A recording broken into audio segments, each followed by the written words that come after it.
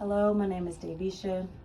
Today I want to inform my audience about the facts of HIV symptoms and how to protect yourself against AIDS and the importance of testing and access to care. As Nelson Mandela once said, education is the most powerful weapon in which you can use to change the world. This is especially true when it comes to understanding and combating AIDS. In Pulaski County, Arkansas, including Sherwood, there were approximately 163 new HIV diagnoses in 2017, and a high prevalence of HIV with almost 2,000 people living with HIV in 2015. For this assignment, I have used very reputable sources to develop a deep understanding of AIDS. Being that I want to further my career in the health field, I want to share this important information with you today. My goal is to educate you on the basic facts about AIDS, how to identify symptoms, and what people can do to protect themselves and others. Moving forward, we'll explain the difference between HIV and AIDS. The human immunodeficiency virus is the virus that causes HIV infection. If it is untreated, it may cause acquired immunodeficiency syndrome, the most advanced stage of HIV infection. People who go unmedicated with HIV do not have consistent control of their HIV and are at risk of transmitting the virus through vaginal or anal sex, sharing of needles, pregnancy, and breastfeeding. The transmission is close to zero if you have controlled medication. Antiviral therapy is the use of HIV medicines that reduce the level of HIV in the blood. While it cannot cure the HIV, the medicines help people living with the virus to have the same life expectancy as people without the virus.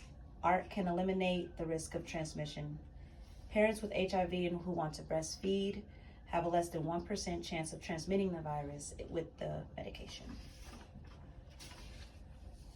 Now that we have identified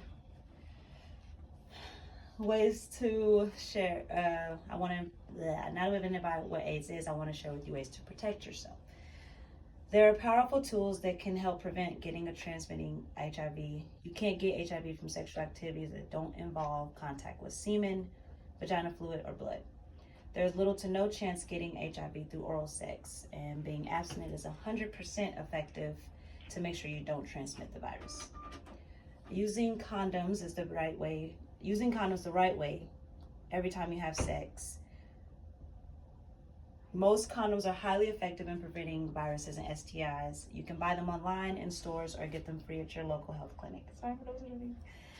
If you inject drugs, never share needles, syringes, or other equipment. Use new clean equipment every time you inject. Some pharmacies sell needles without a prescription. Bleach syringes to clean them if you do share needles to reduce your chances of transmitting the virus. In addition, I want to make sure you're aware of the symptoms.